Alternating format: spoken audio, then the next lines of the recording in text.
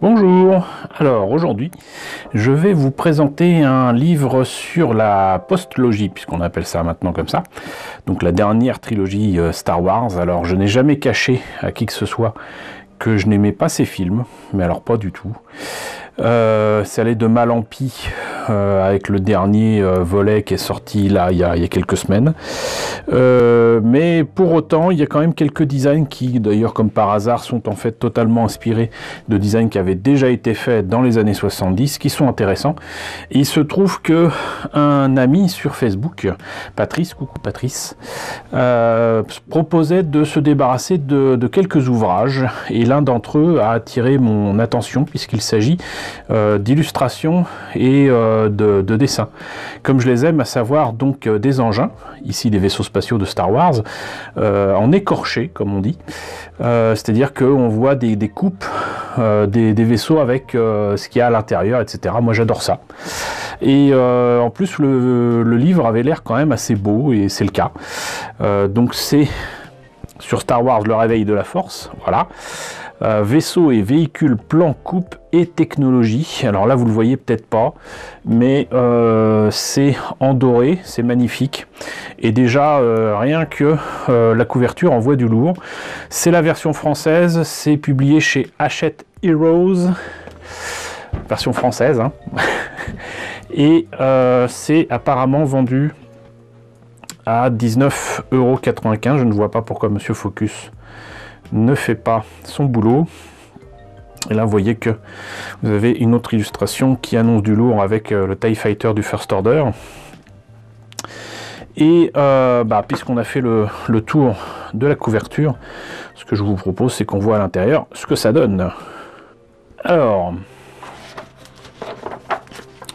le petit mot de Patrice. Là on a une coupe du Faucon.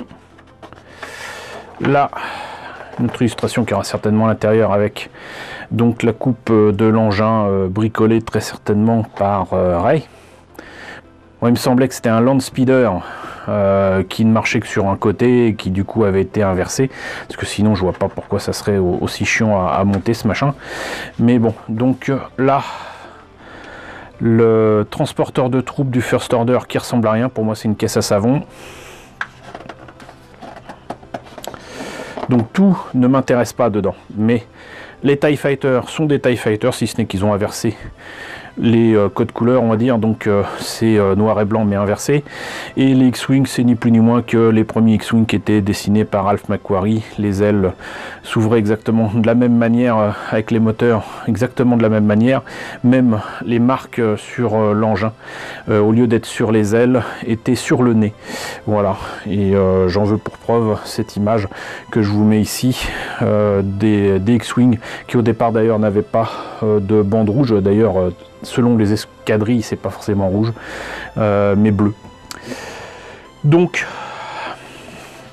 là c'est carrément une image du film. Bon, cela dit, j'aime bien cette photo, donc l'avoir sur carrément 2 pages, c'est assez chouette. Moi j'aime bien, mais bon, ça je l'ai déjà dit, je m'en fous. Ça je m'en fous encore plus. Voilà. Donc le X-Wing de Poe, en tout cas le second X-Wing qu'il a, parce que dans la postlogie il en a ni plus ni moins que 3, hein. Celui-là il l'obtient à la fin du premier film, il se fait exploser la tronche dans le second, et dans le troisième il a un X-Wing différent avec des bandes orange différentes, qui fait penser d'ailleurs au X-Wing qu'on voit dans Rogue One. Pas ceux de la rébellion normale, mais celle qu'il y a sur Jeddah. Bon, j'avoue que pour l'instant, si ça je trouve ça chouette, avoir qu'une fois sur 3 des trucs intéressants et le reste du temps des images entièrement tirées du film, y compris là une double page avec les X-Wing mais en flou, ça me plaît pas. Ça me plaît pas du tout. Le papier est épais, mais bon. Alors là, c'est sympa quand même. Bon, c'était un design qui aurait pu être un petit peu plus développé, mais il s'agit donc de la navette de Kylo Ren, de la navette de commandement. avec, il me semble bien, donc les ailes qui sont vraiment à géométrie variable. On ne sait pas pourquoi, mais elles sont à géométrie variable. Voilà. Alors ce seraient des ailes protectrices. Alors là, on a le Star Destroyer du First Order qui est aussi bien raté. Et là, ça c'est une des premières images qu'on a eues du film avant qu'il sorte. Moi je l'avais reçu en service de presse et ça a été agrandi, modifié. On dirait que c'est repeint ou quoi, mais c'est flou en fait. Donc bof. Par contre ça c'est sympa. Voilà, ça j'aime bien. C'est tellement grand que je vais avoir du mal à tout vous montrer. Donc c'est vraiment la coupe du Star Destroyer du First Order. J'aime pas son profil, sincèrement, j'aime pas. Mais ce que je vois là est intéressant. Voilà. Et puis surtout là, pour le coup, on en voit beaucoup plus qu'on en voit dans les films. Hein.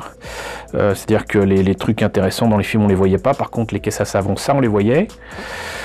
Et donc là, il y a littéralement vraiment une coupe complète du vaisseau avec j'allais dire tous ces étages. Voilà, donc ça c'est sympa, ça ouais. Le speeder de Rey, donc qu'est-ce qu'ils disent? Bon, c'est bricolé, ça je le savais, c'est hybride, sans grande précision. Et ça serait avec évidemment des pièces récupérées sur Jakku.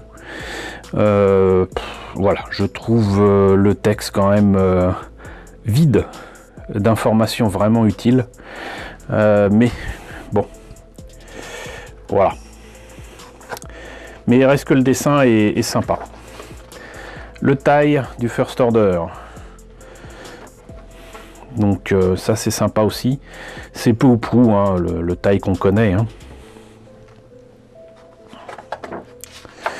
Encore une image qui est certainement celle la plus vue lors du teaser du réveil de la force.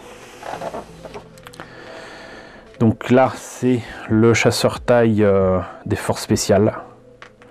Donc il y a il y a un pilote et un canonnier en fait. Et ces trucs là je sais pas trop à quoi ça sert. Antenne de communication, on s'en fout. Batterie au deutérium préchargé. Donc c'est des batteries non c'est là. Oh, générateur de bouclier déflecteur, ok. Les batteries sont là, donc c'est les batteries sur les ailes. Bon, ouais. Quad Jumper, ça aussi on le voyait dans le teaser, dans les premières bandes annonces. On le voit de loin, c'est une caisse à savon, 4 réacteurs, un poste de pilotage, des petites ailettes, ça ressemble à rien. Ça n'a strictement aucun intérêt. Le Faucon, enfin, qui diffère un peu quand même de la trilogie originale, ne serait-ce que par son antenne. Bah, le dessin est sympa. On n'apprend pas beaucoup, mais c'est sympa. Le transporteur de Han, ça aussi, c'est... Rien que de le voir, ça m'énerve. On le voit à peine dans le film. Et là, maintenant que je le vois en entier, je vous annonce que je m'y attendais un peu, mais ça n'a aucun intérêt. On voit d'ailleurs la taille du truc par rapport au Faucon. Han préfère récupérer son vieux machin, là, au lieu d'avoir ce transporteur énorme qui lui permet certainement de faire des affaires de fou. Et... bof. Puis là, ils mettent labyrinthe volant, oui, avec un truc tout carré comme ça, c'est clair que ça fait labyrinthe. Encore une double image qui ne sert à rien, parce qu'en plus, ça boite les personnages, mais merde, moi je suis là pour voir des coupes de vaisseaux, quoi, pas la coupe de Chewbacca. Transporteur de résistance, encore une caisse à savon. C'est bien, au moins, dans cette trilogie-là, ils sont propres. Snow Speeder, alors ça c'est encore plus énervant parce que le dessin est sympa et tout, mais c'est encore une caisse à savon et le pire c'est que ça fait partie des premiers jouets qui ont été vendus du réveil de la force, alors que cet engin, dans la version du film qu'on a vu, on le voit à peine. On ne voit pas les Snowtroopers se faire attraper par Rey et Finn pour aller ensuite je sais plus où sur Starkiller. Et d'ailleurs le jouet a fini partout en solde parce que les enfants ne savaient pas à quoi ça correspondait. On le voit pas ce véhicule. Il a été fait, Ça a été tourné, mais la scène n'a pas été gardée. Voilà, on a un bouquin avec des coupes de vaisseaux spatiaux, et là on a les troupes du First Order sur Starkiller. Comparatif de taille, bah voilà, ça c'est intéressant. Sauf que tant qu'à faire des comparatifs de taille, ça aurait été intéressant de faire ça jusqu'au bout, hein, par rapport aux échelles. Parce que là c'est un peu compliqué de passer à ça, de ça à ça, de ça à ça, de ça à ça. Voilà, bon. Et c'est fini. Bon, bah écoutez, il y a peut-être 6 pages d'intéressantes. Du coup, très sincèrement, je peux pas dire que je vous recommande ce bouquin-là.